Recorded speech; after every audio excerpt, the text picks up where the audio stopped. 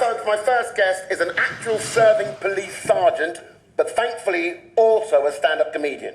You may have seen him on the ITV show, Show Me the Funny. Please welcome Alfie Moore.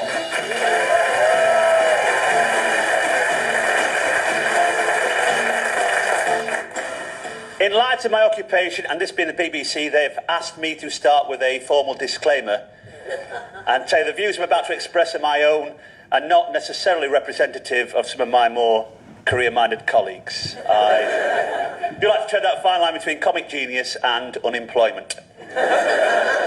Cops tend to get smacked quite a lot. Interestingly, it tends to be the same police officers that get smacked, and that tends to be the one, you know, with an attitude problem, the ones with a chip on the shoulder, maybe poor communication skills. I mean, I've been smacked a lot, but I've just been unlucky.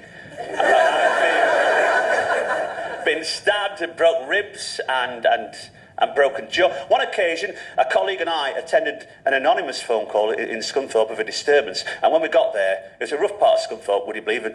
And when we arrived, it was quiet. In fact, it was just too quiet. In fact, all you could hear was...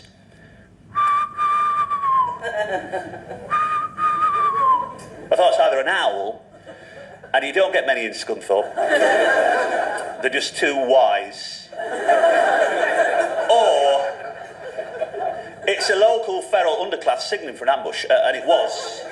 And suddenly we were surrounded, about 40 or 50 drunken teenagers. Now, my old Scouts master always said, always expect the unexpected. He's dead now. I got hit by a low-flying pterodactyl. I wish I'd have listened to him because we got a good idea. And I'd just like to clarify the term I used there, feral underclass, not my phrase, that was coined last year by former Justice Secretary Kenneth Clarke, generally regarded, of course, as a Burberry-wearing types that wait for your granny to leave the post office before stealing her pension, and not to be confused with the feral overclass, who are the pinstripe-wearing types that steal your granny's pension way before it ever gets to the post office. So yeah, we don't tend to get attacked too much easily. We've got protective equipment, we've got this utility belt, and it's got all sorts of modern equipment on, things like tasers, very effective. And I know they've had a bit of bad publicity in recent months, the taser gun. I don't know if you've heard about the story, the true piece of news in Chorley, where a police officer mistook a blind man's white stick for a samurai sword, which is easy done, and this is quite a sensitive subject matter. I've got to be careful what I say. That's still under investigation, but what I can tell you, it's in the public domain, is that the Chief Constable of Lancashire, he has sincerely apologised and put things in place for that confusion never to happen again. What he's done is he's issued every officer in his force with a card that said, "You've been tasered," written in Braille. That should stop any confusion. I think what you need to bear in mind is diversity. Diversity is not about treating everybody the same. In fact, it's quite the opposite. Diversity actually means to treat people in accordance with their individual needs. And some people need to be electrocuted.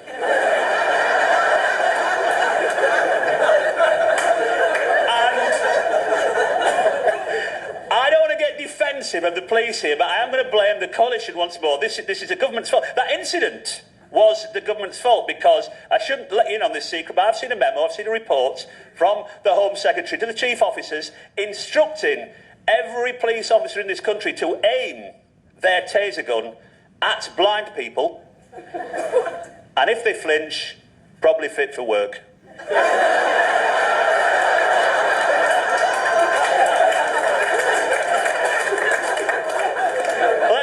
Incapacity.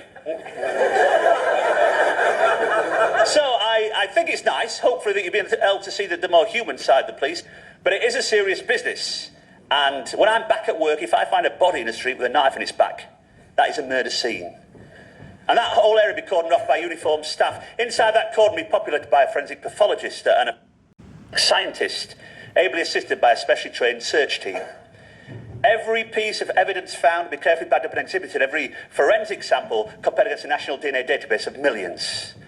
There'll be thermal imaging helicopters in the sky. There'll be search dogs on the ground. Every available traffic unit on every main highway on board state-of-the-art automatic number plate recognition technology. An emergency team will be formed, a detective chief inspector, and them 2 detective inspectors, 4 detective sergeants, 34 detective constables, and an army of civilian support staff. There will be reenactments on Crime Watch, a dozen hotlines ringing in 1,000 pieces of information on the watch for lives from the finest criminal investigative brains in this country. However, if somebody gets run over, we'll probably send 1 traffic constable. Now, I'm no mathematician. I don't incite or encourage violence. But if you are planning on killing somebody, just run them over. See you again. Bye.